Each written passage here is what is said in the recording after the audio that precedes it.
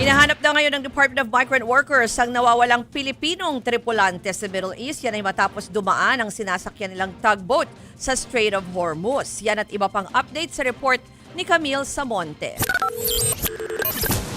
Paano makakatya si Daddy? Lalaki ng alon. Lahat kami, tinan mo yung buhok ni Daddy, hindi kami nakapag-ayos. Hindi ba kami nakakarating sa pupuntahan namin? Yan ang huling video message ng Pilipinong seafarer na si George Francis Miranda bago siya nawala ng tamaan ng missile ang sinasakyan niyang tugboat nung dumaan sila sa Strait of Hormuz. Ang Strait of Hormuz ang pangunahing daanan ng mga shipment ng langis mula Middle East. Isinara ito ng Iran noong magkagulo. Noong March 5, nakausap pa ng kanyang misis si Miranda. Ang sabi niya, yung pupuntahan pala namin, yung binomba.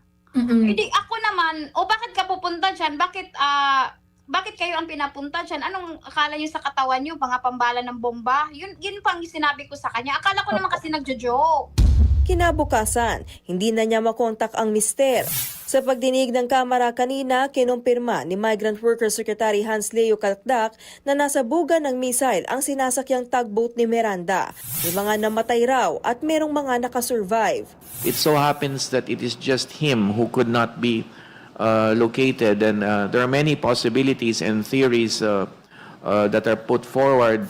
Gate ng misis ni Miranda, hindi raw alam ng kanyang asawa kung saan sila pupunta. Maraming kapabayaan. Sobrang kapabayaan. Hindi alam ng asawa ko na pupunta, saan sila pupunta. Tapos ang sabi po niya, iwan ko sa opisina na ito. Hindi nga, sihilain daw namin. Tapos hindi daw nila alam kung saan dadalhin ang barko.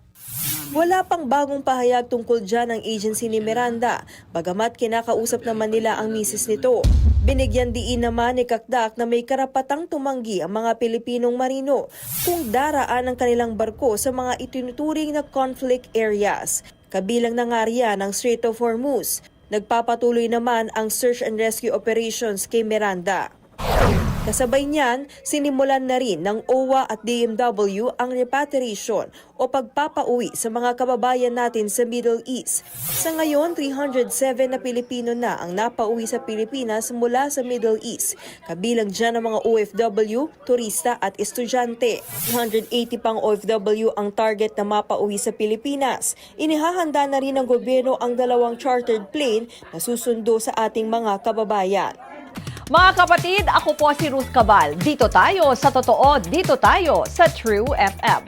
Mag-follow at mag-subscribe din po kayo sa aming social media accounts at True Network PH. Diyan po yan sa aming X na dating Twitter, sa FB, sa Instagram, sa YouTube, sa TikTok at sa mga podcast. At syempre, tutok din po kayo sa Signal True TV Channel 19.